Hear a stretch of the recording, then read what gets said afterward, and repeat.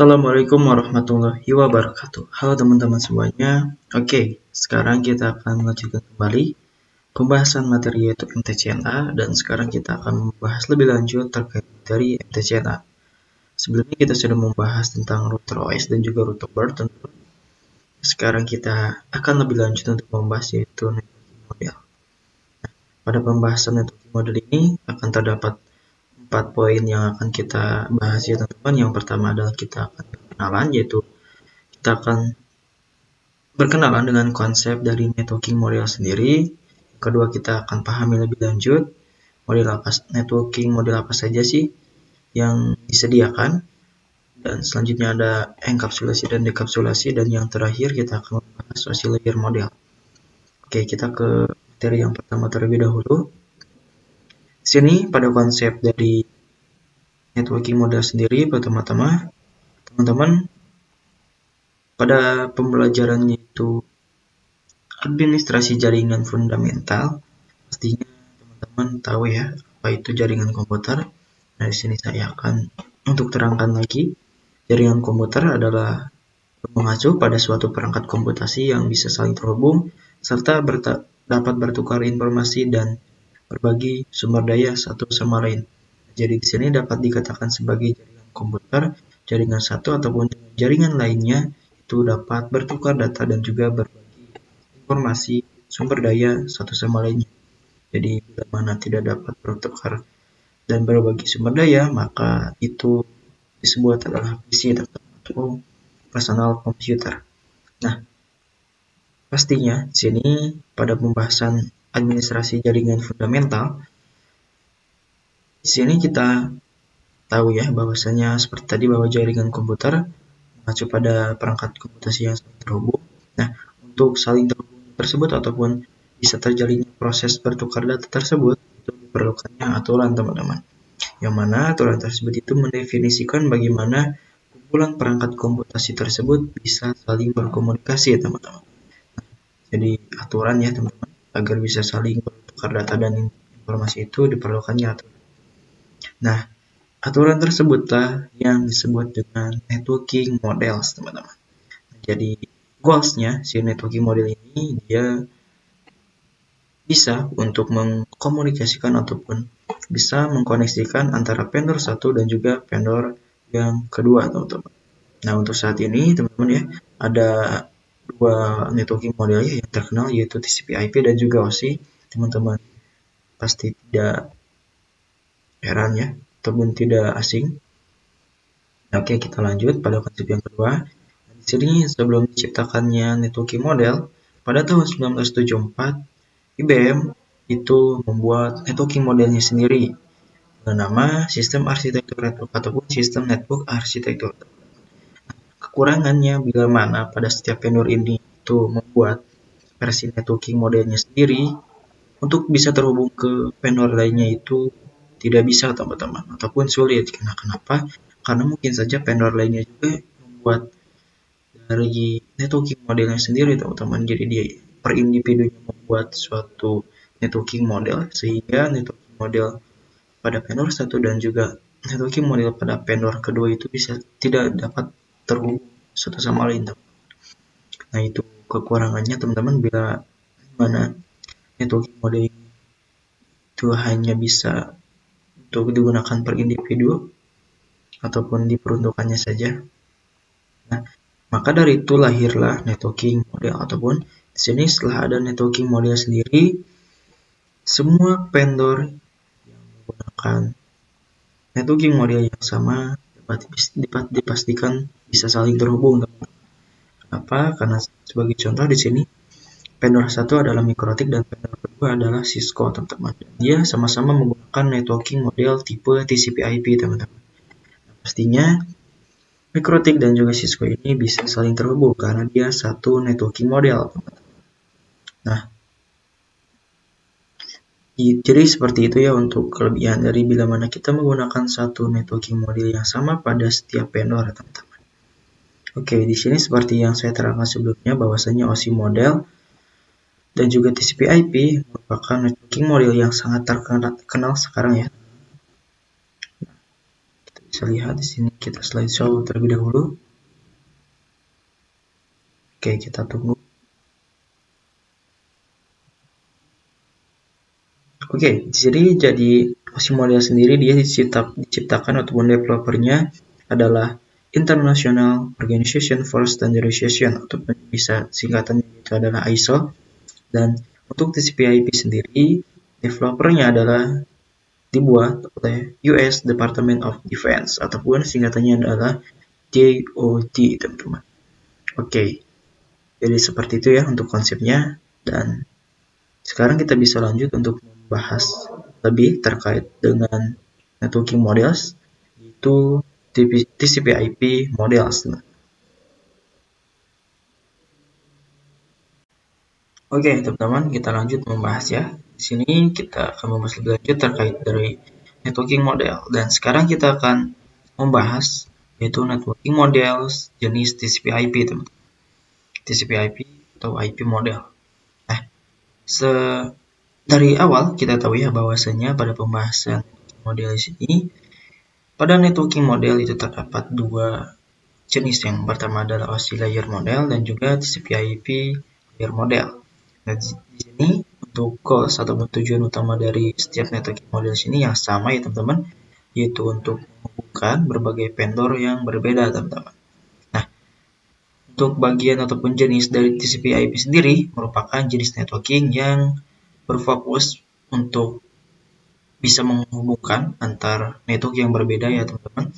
Jadi TCP/IP model ini adalah suatu model networking yang saat ini common ataupun yang saat ini umum digunakan ya di dunia jaringan, teman-teman. Jadi TCP/IP itu sendiri adalah suatu protokol yang utamanya adalah bisa untuk menghubungkan network yang berbeda, teman-teman. Nah, selain itu TCP/IP model juga ini berfungsi untuk membantu dan memahami lebih dalam ya teman-teman setiap networking pada setiap vendornya. Dan untuk TCP/IP model sendiri itu dipecah menjadi beberapa bagian kecil teman-teman yang disebut dengan layer. Nah, untuk layer TCP/IP model sendiri secara dokumentasi terdiri dari 4 layer teman-teman. Namun dalam penerapan dari real networknya teman-teman ya, itu terdapat 5 layer.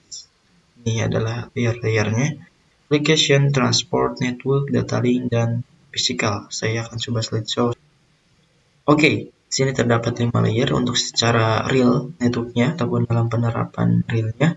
Dan secara dokumentasi terbagi ataupun dipecah menjadi 4. Nah, saya biasanya untuk bagian layer-layer ini agar dapat bisa untuk mengetahui ya, mengingat terutama dari bagian-bagian layer ini, saya sering menggunakan rumus, teman-teman. Apa rumusnya? Kita ambil contoh, kita ambil huruf awalnya saja. Huruf depannya itu A. A untuk application, T untuk transport, N untuk network, D untuk data link, P untuk physical. Singkat saja ATNDP. Seperti ya teman-teman, begitu juga dengan secara dokumentasinya ya teman-teman, ataupun model layers TCP/IP dengan 4 layersnya. Nah, kita akan bahas lebih lanjut ya terkait dari TCP/IP model secara berkala, yaitu bagian layer ini kita akan bahas secara detail satu persatu apa hubungannya dari physical dan juga data link, dan hubungannya dari data link ke physical. Dan untuk informasi tambahan bahwasanya di sini untuk perurutan ya teman-teman, pengurutan dari setiap layer sini itu dari yang paling bawah terlebih dahulu ya. Untuk secara realnya yaitu physical, data link, network, transport, dan juga application. Nah, physical ini ke-1, data link kedua, network ketiga, transport keempat, dan 5 application yang terakhir. Oke, kita akan bahas lebih lanjut. Kita akan coba kecilkan. Oke, teman-teman, di sini kita akan membahas lebih lanjut terkait dari model yaitu jenis TCP/IP ya, teman-teman. Nah, sebelum itu, di sini teman-teman tahu ya bahwasan jaringan komputer ada sesuatu yang kompleks atau sesuatu yang rumit. Baik itu dari perangkat-perangkat ataupun media penghubungnya sampai pada aplikasi yang berjalan di dalamnya. Dan perangkat-perangkat tersebut itu biasanya ya diproduksi oleh vendor yang berbeda-beda teman-teman. Seperti motherboard itu ada yang diproduksi oleh MikroTik dan juga Cisco. Kemudian ada web browser yang dibuat oleh Google ataupun Mozilla, Firefox ataupun yang lainnya dan yang lain sebagainya ya teman-teman, banyak sekali. Nah, dari hal seperti inilah ya, disinilah fungsi dari networking model tersebut berperan teman-teman. Nah, apa perannya? Jadi perannya si networking model sendiri itu adalah memisahkan fungsi-fungsi jaringan komputer tersebut teman-teman. Jaringan-jaringan komputasi tersebut itu dipisahkan teman-teman. Gimana caranya? Nah, untuk caranya sendiri, jadi dengan membuat beberapa lapisan fisik hingga non-fisiknya teman-teman. Fisiknya itu seperti hardware dan non-fisik seperti softwarenya teman-teman.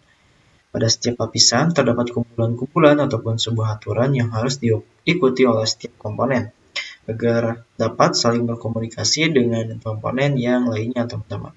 Nah, dengan demikian dapat kita sederhanakan ya teman-teman. Dibuatnya networking model adalah sebagai acuan aturan yang harus diikuti oleh pembuat perangkat ya, ataupun seorang vendor teman-teman. Nah, di sini sebagai contoh gambaran ya, bahwasanya pada sebelah kiri ini terdapat suatu yang tidak menggunakan model networking ataupun dia itu tidak menggunakan networking model teman-teman. Jadi dia secara acak. Nah, bisa kita sebut sebagai chaos networking ya teman-teman, chaos networking. Nah, di sini terdapat bagian-bagian dari chaos networking ini itu beracak-acak teman-teman, tidak berurutan, tidak seperti pada yang sebelah kiri ini yaitu networking model ya teman-teman, yaitu networking dengan model OSI layer ini teman-teman. Jadi ya bukan TCP/IP, namun jangan khawatir, pada kesempatan kali ini kita akan membahas TCP/IP ya teman-teman. Ini hanya sebagai gambaran contoh saja. Ini pada chaos networking sendiri, pada setiap layernya itu dia acak-acakan ataupun tidak berurutan. Nah, di application address of the server, nah itu banyak sekali teman-teman. Kita tidak bisa mengurutkannya. Dan di sini sangat susah untuk dipahami ya, berbeda dengan networking model yang sebelah kanan ini. Yang dia menggunakan networking model ini dia berurutan. Ataupun dapat kita urutkan dari awal sampai akhir, yaitu dari fisikal dan akhirnya yaitu akhir dari si tujuan yaitu ke application. Nah, jadi seperti itu ya untuk dari networking model yang sudah tersusun. Oke. Nah, dapat kita perhatikan kembali ya bahwasanya chaos networking ini acak-acakan teman-teman dan tidak terstruktur ya. Dan pada networking model, setiap fungsi jaringan komputer sudah berjalan sesuai dengan aturannya masing-masing teman-teman. Nah, oke teman-teman, seperti inilah ya dari contoh TCP/IP bagian application layer teman-teman, ataupun layer application. Nah, kita bisa perhatikan kembali pada TCP/IP model bahwasanya application layer ini itu berada pada urutannya pada yang terakhir teman-teman, ataupun urutannya berada pada yang paling terakhir teman-teman. Nah, kita akan bahas. Jadi si application layer ini itu berfungsi sebagai antarmuka dengan aplikasi teman-teman. Jadi dia perannya yaitu adalah untuk mengatur bagaimana aplikasi dapat mengakses sebuah jaringan dan kemudian membuat pesan-pesan berskala dari si klien ke web server ataupun dari klien ke yang lainnya, ke server lainnya teman-teman. Nah, di antara contoh-contoh dari application layer sendiri, jadi sebagai informasi tambahan bahwasanya pada setiap layer pada TCP/IP ini memiliki servisnya masing-masing teman-teman. Nah, service pada application layer sendiri itu seperti HTTP, POP3, SMTP, IMAP ya teman-teman, juga SSH. Fungsi dari POP3 sendiri adalah menerima email, SMTP adalah mengirim email, IMAP juga sama untuk menerima sebuah email, SSH untuk remote ya teman-teman, dan lain sebagainya teman-teman. Nah, kali ini sebagai contoh kasus teman-teman, sini saya akan ambil dari HTTP teman-teman. Seperti kita tahu bahwasanya HTTP itu digunakan pada port 80, jadi dia tidak secure ya teman-teman. Nah, kepanjangan dari HTTP sendiri adalah Hypertext Transfer Protocol yang menggunakan port 80 teman-teman. Oke, sehingga kita bisa langsung saja. HTTP itu digunakan untuk mengakses suatu web server ya teman-teman. Tentunya dengan menggunakan port default ataupun bisa di custom sesuai keinginan. Nah, sebagai contoh kita akan coba slideshow terlebih dahulu agar tampilannya maximize. Oke, sini seperti contoh kasus nyata bahwasanya klien adalah saya teman-teman, pengguna dari jaringan teman-teman.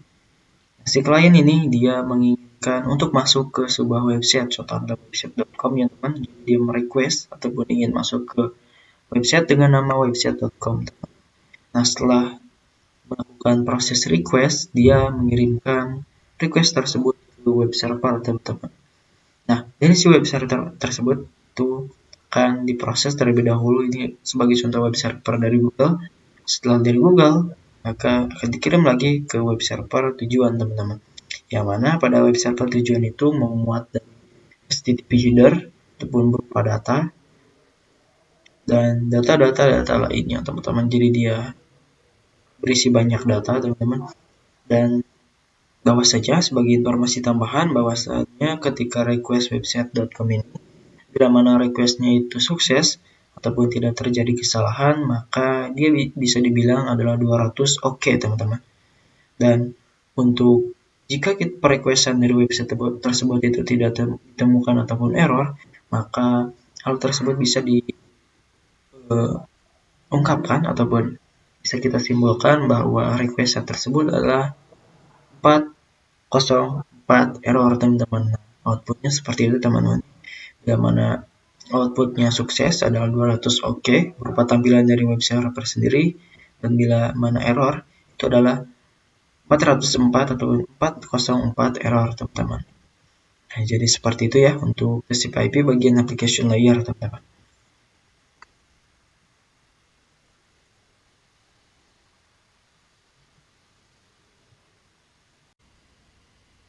Oke, halo teman-teman semuanya. Jadi di sini kita akan lanjut kembali ya untuk membahas networking model.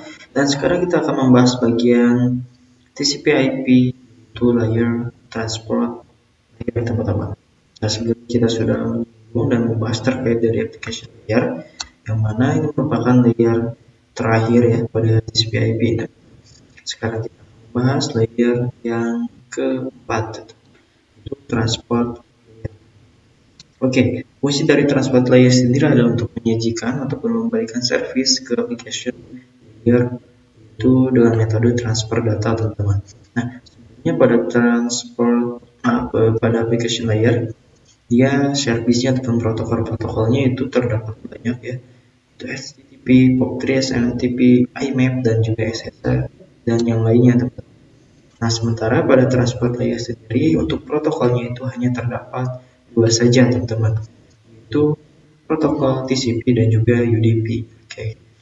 Di sini teman-teman tahu ya fungsi dari transport layer sendiri adalah untuk menyajikan ataupun memberikan service ke application layer, dan di sini teman-teman perlu untuk memahami apa itu TCP dan juga UDP teman-teman. Oke, kita bisa lihat di sini.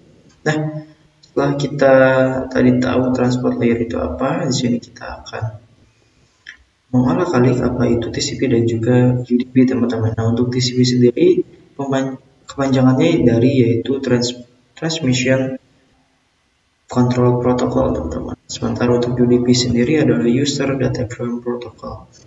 Jadi keduanya merupakan protokol yang berfungsi untuk mentransfer data teman-teman ya klien melalui internet dari perangkat ataupun dari klien ke web server teman-teman ataupun web server lainnya. Oke. Nah, setelah kita mengetahui dari keduanya, apa sih perbedaan dari keduanya? Untuk perbedaan yang sangat mendasar sekali ya, bahwasanya perbedaan yang jelas dari keduanya adalah dalam penggunaan koneksi teman-teman. Jadi apabila TCP/IP ataupun Transmission Protocol menggunakan koneksi, sementara untuk UDP ataupun User Datagram Protocol justru tidak memerlukan koneksi sama sekali atau dia tidak diperuntukkan untuk memerlukan koneksi sama sekali. Maksud dengan memerlukan koneksi sendiri ialah yaitu jadi dia tidak memerlukan koneksi antara kedua perangkat dari klien ke web server, teman-teman. Berbeda dengan TCP/IP, untuk TCP/IP sendiri dia memerlukan koneksi yang artinya dia akan menggunakan koneksi tersebut secara beruntun ataupun secara ulang dan ulang terus sampai bisa masuk ke sebuah web servernya.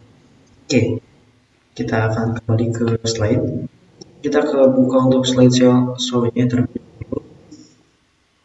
Oke, kita tunggu. Nah, di sini kita bisa lihat bahwasanya pada salah satu contoh ya, kita ambil salah satu yaitu TCP/IP. Nah, salah satu mekanisme yang disediakan oleh transport layer khususnya pada TCP/IP itu adalah error recovery mechanism atau mekanisme. Nah, di sini sebagai contoh klien dia merequest satu step pada web server dan di web server ini kalau ataupun jikalau pada application layer dia langsung untuk mereply dengan HTTP header. Namun pada transport layer dia berbeda ya teman-teman. Karena transport layer itu bagian sebagai pembungkus, maka si HTTP header ini dibungkus teman-teman. Jadi beberapa paket ataupun semua data yang akan dikirimkan ke si klien ini dia terbungkus. Nah, bila mana ada dari salah satu data tersebut terjadi error, maka setiap data yang dikirimkan error tersebut akan dikirimkan ulang ataupun direcovery teman-teman secara terus-menerus sampai data tersebut berhasil di-request atau didapatkan sukses oleh klien. Jadi outputnya nanti akan 200 oke ya teman-teman. Nah, oke, jadi seperti ya untuk TCP/IP bagian transport layer. Oke teman-teman, jadi selanjutnya kita akan membahas yaitu TCP/IP ataupun network layer.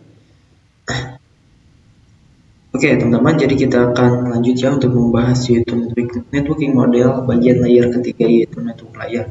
Nah, pada network layer ini dia hanya terdapat satu protokol teman-teman yaitu IP teman-teman. Nah, untuk dari kepanjangan IP sendiri seperti yang teman-teman tahu ya bahwasanya IP adalah internet protokol yang terdapat pada network layer yaitu layer ketiga teman-teman. Nah, jadi si IP ataupun protokol IP ini pada network layer digunakan untuk mengadreskan dari suatu perangkat jaringan dan goalsnya adalah bisa untuk berkomunikasi antara satu jaringan ataupun antara satu perangkat jaringan dengan perangkat jaringan lainnya teman-teman. Nah, dari IP sendiri itu menyediakan dua fitur yang sangat penting ya teman-teman, yaitu ada addressing dan routing teman-teman. Di mana ini berfungsi untuk menangani konektivitas dan pemilihan jalur teman-teman. Jadi layaknya sebagai kantor pos. Oke, jadi kita akan ke addressing terlebih dahulu. Nah, seperti yang kita tahu bahwasanya IP address, jika kita membahas tentang IP address, pasti yang terpikir dalam pikiran kita adalah alamat unik teman-teman. Nah, seperti contoh dalam kehidupan nyata sendiri, bahwasanya ketika kita ingin berkomunikasi dengan, ataupun bersosialisasi dengan orang lain, itu kita harus mengetahui nih nama dari orang tersebut itu siapa dan apa keinginan kita untuk bersosialisasi dengan orang tersebut. Nah, bila mana kita sudah tahu untuk nama dari orang tersebut, maka dari itu kita bisa langsung saja untuk ngobrol dengannya. Nah, begitu pula dengan komputer teman-teman. Bila mana jaringan ataupun komputer satu dengan komputer dua dan setiap ataupun masing-masing komputer ini memiliki nama. Nah, nama pada komputer ini aplikasikan ataupun diartikan sebagai IP address. Alamat yang dibutuhkan IP address. Nanti kita akan belajar dengan domain. Nah, untuk IP address sendiri di sini menandakan bahwasannya sebagai pengalamatan unik teman-teman. Komputer satu dia namanya ataupun IP address-nya 192.168.1.1. 168.1. Dia masih dalam satu itu. Artinya di sini bila mana dari kedua komputer ini sudah memiliki nama ya teman-teman, maka dapat dipastikan ketika kita ingin terhubung dengan komputer 2, teman-teman tinggal kirim paket ping berupa itu nama komputer tujuan teman-teman. Yang ingin kita sambungkan dengan komputer pertama. Seperti itu ya teman-teman. Nah, adapun pula di sini juga routing teman-teman. Untuk routing sendiri teman-teman pasti tidak asing ya teman-teman. Jika mendengar kata routing pasti identik dengan router teman-teman. Oke, untuk routing sendiri adalah salah satu fitur yang disediakan pada IP di bagian network layer teman-teman. Kerjanya ataupun yang bekerja sebagai layaknya kantor, pos ya teman-teman. Jadi tujuannya adalah mencari rute tercepat untuk sampai ke tujuan. Di sini sebagai contoh gambarannya kita akan mencoba untuk mengirimkan suatu paket dari A ke B teman-teman. Tentunya melewati pos 1. Nah, nanti si pos 1 ini akan melihat jalur tercepat itu kemana teman-teman. Dari A ke B itu kemana jalan dulu. Dari address A contoh ke pos 2. Nah, dari pos 2 ini dia ingin kemana teman-teman. Nah, ini proses routing. Bila mana terdapat jalan terdekat seperti sini kita akan melewati pos 2 saja karena ini merupakan pos tercepat ya teman-teman, jalur tercepat. Nah, bila mana kita menggunakan pos 1 ataupun kita beralih ke pos 1, maka itu akan lama teman-teman. Kenapa? Karena jika kalau kita mengirimkan suatu paket dari address A ke pos 2, pos 2 ke pos 1, maka dia akan melewati pos 3, pos 4, pos 5, pos 6 yang terakhir dan bisa langsung ke address B. Ya, dari address A ke pos 2 lalu ke pos 5, dia hanya melewati 3 pos saja teman-teman untuk bisa terhubung ke tujuan ataupun alamat tujuan teman-teman. Jadi seperti itu untuk fitur routing sendiri. Dan seperti biasa ya teman-teman, untuk IP address sendiri terdapat dua jenis, yaitu IPv4 ataupun IP versi keempat dan juga IPv4 versi ke-6-nya. Untuk IP versi keempat, pengelamatan bitnya itu adalah 32 bit teman-teman. Jadi setiap oktet dia memiliki 4 oktet dan setiap bloknya ada 8 bit, setiap oktetnya memiliki 8 bit. Oktet pertama 8 bit, oktet kedua 8 bit, oktet ketiga 8 bit, dan oktet keempat 8 bit. Jika kita jumlahkan semuanya maka adalah 32 teman-teman. Dan jumlah macOS-nya adalah sini banyak sekali teman-teman. Kita bisa lihat ke IP versi ke-6. Oke. Pengelamatannya adalah 128 bit ya teman-teman. Jika IP versi keempat terbagi jadi 8 blok, maka pada IP versi ke-6 itu terbagi setiap bloknya ada 16 bit ya teman-teman. Banyak sekali dan jumlah macOS-nya terdiri banyak sekali teman-teman. Jadi seperti itu ya untuk cara kerja dari network layer sendiri. Oke teman-teman, jadi sebelumnya kita sudah membahas ketiga dari networking models TCP/IP layernya teman-teman.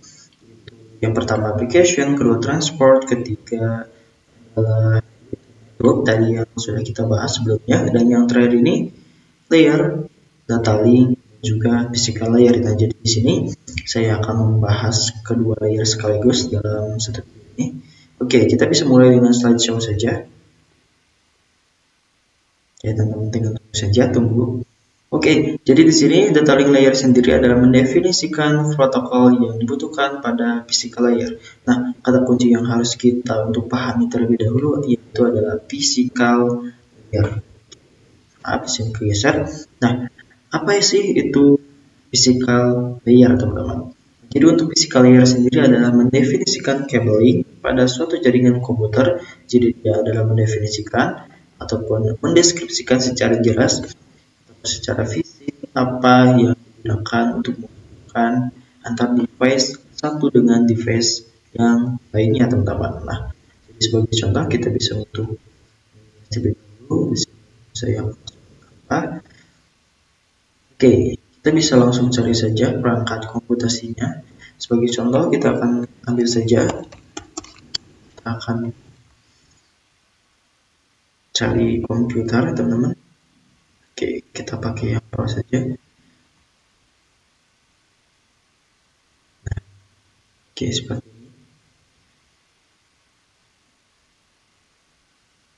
Nah, kita akan membahas terlebih dahulu dengan physical layer versi wired-nya, teman-teman. Oke, nah jadi di sini terdapat dua versi ya, teman-teman. Itu secara wired ataupun secara menggunakan kabel. Adapun yang tidak menggunakan kabel itu adalah wireless, teman-teman, menggunakan gelombang elektromagnetik, teman-teman. Kita bisa seperti ini, teman-teman.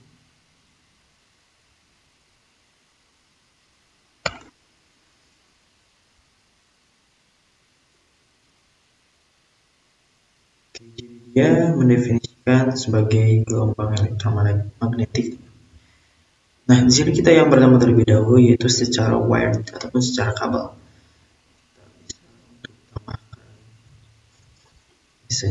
Nah, untuk secara wired sendiri artinya perangkat komutasi yang pertama dengan perangkat komutasi yang kedua itu harus terhubung menggunakan kabel. Jadi untuk physical layer sendiri itu apa? Untuk physical layer sendiri adalah kabelnya, teman-teman. Jadi dia bentuknya secara nyata ya, secara fisik. Dalam kehidupan real nyatanya, kabel itu bisa kita gunakan ya, ataupun kita definisikan sebagai wired. Bagaimana dengan wireless? Untuk wireless sendiri dia artinya dia near kabel atau tanpa kabel. Jadi dia menggunakan gelombang elektromagnetik seperti jaringan LAN ataupun lokal area network ya, teman-teman. Seperti itu ya untuk physical layer, teman-teman. Namun sini mungkin teman-teman belum tahu ya, dari wire ataupun kabel yang digunakan untuk menghubungkan antar perangkat satu perangkat dua ini agar bisa saling terhubung, terkomunikasi, dan untuk mengirimkan sebuah informasi ataupun sumber daya itu menggunakan kabel apa sih? Untuk contoh kabelnya sendiri kita bisa di sini ketik UTP. Biasanya untuk menghubungkan perangkat komputasi satu dengan komputasi yang kedua itu biasanya menggunakan itu UTP ataupun nah seperti ini. Untuk kabel sendiri seperti ini, dan untuk kepanjangan dari UTP sendiri adalah unshackled. Dia support untuk digunakan indoor dan juga outdoor. Twisted paired, artinya dia kabel yang berputar yang tidak dilindungi. Artinya dia untuk indoor saja, teman-teman. Oke, kita sudah tahu ya apa itu physical layer, dan jenisnya ada dua, yaitu secara wired dan juga secara wireless, teman. Kita lanjut membahas yaitu data link. Data link merupakan ataupun mendefinisikan protokol yang dibutuhkan pada physical layer, teman-teman. Salah satu fitur pada data link adalah FGS ataupun Frame Sequence. Itu error detection mechanism ataupun deteksi error tanpa recovery ya, teman-teman. Nah, jadi dia untuk pembahasannya ataupun dari fungsionalnya itu mirip-mirip ya dengan ada yang pada di transport layer, teman-teman. Untuk bedanya, teman-teman bisa perhatikan sini pada protokol TCP/IP ya khususnya, dia itu mendeteksi dan juga merecovery, teman-teman. Sementara jika kita lihat pada data layer, dia hanya mendeteksi error tanpa recovery. Jadi sebagai contoh, bila mana setelah ini merequest suatu web website server, nah, si data link ini dia tidak merecovery, teman-teman. Jadi bila mana terdapat error, jadi dia tahu itu error untuk merecovery ataupun request ulang si web server ke klien, teman-teman. Nah, oleh karena itu, di sini data link bekerja sama dengan transport layer, teman-teman. Agar apa? Agar si data link ini mendapatkan recovery dari transport ini. Nah, jadi si data link ini dia tidak mendapatkan recovery ya, tidak akan merequest ulang. Jadi Karena keterbatasan itulah dia bekerja sama dan data link sendiri ya teman-teman. Dan selain itu, addressing yang digunakan pada data link ini dia menggunakan layer MAC address teman-teman. Seperti yang kita tahu bahwasanya untuk data link sendiri adalah untuk data link request MAC address sendiri itu menggunakan switch ya teman-teman untuk request MAC address sendiri. Oke, jadi seperti itu ya untuk pembahasan pada video kali ini. Oke, sini kita akan lanjut untuk membahas enkapsulasi dan enkapsulasi.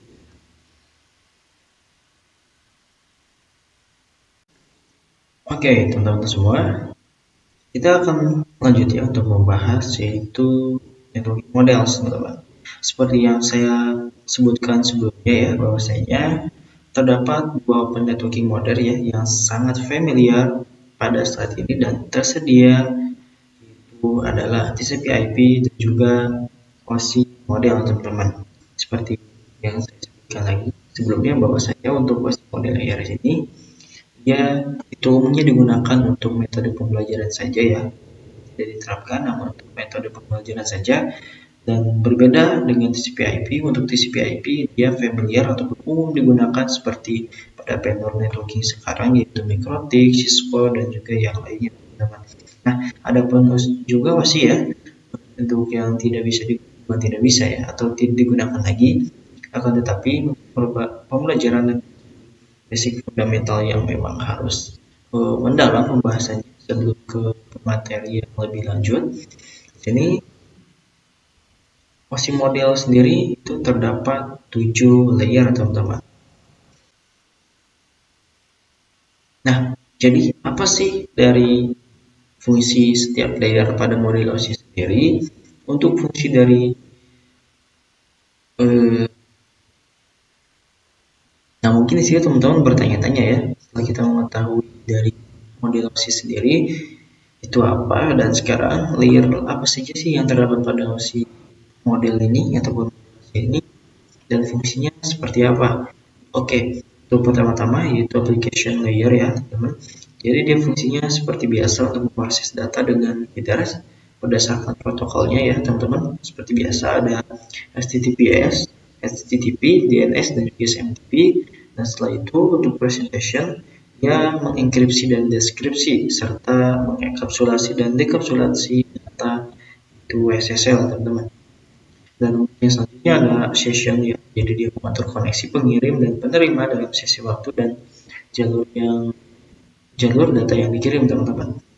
Oke, selanjutnya ada transport. Seperti biasa untuk transport sendiri itu menggunakan sebagai pengirim data yang menggunakan protokolnya yaitu TCP dan juga UDP. Dan selanjutnya ada network teman-teman. Jadi seperti biasa untuk network sendiri tidak luput dari address number teman-teman ataupun IP address number. Jadi untuk network sendiri itu adalah memberikan address sumber ya teman-teman dan tujuan serta menentukan rute yang terbaik yaitu routing ya teman-teman. Selanjutnya ada data link, berikan MAC address ataupun di sini dia yang berperannya adalah switch. Jadi untuk switch sendiri perannya adalah MAC address, sumber dan tujuan. Error control, flow control dan juga yang lain. Dan yang terakhir adalah physical. Seperti biasa untuk physical sendiri media pengiriman data ya teman-teman bisa berbentuk sebagai kabel Ethernet ataupun sebagai wired juga sebagai wireless ataupun nirkabel teman-teman tanpa kabel. Oke, jadi seperti itu ya untuk pembahasan kali ini dan apa yang saya sampaikan sebelumnya semoga dapat dimengerti dan dipahami secara menyeluruh dan secara baik ya teman-teman. Oke, saya Heri, hidayah. Wassalamualaikum warahmatullahi wabarakatuh. Sampai jumpa pada video selanjutnya. Terima kasih.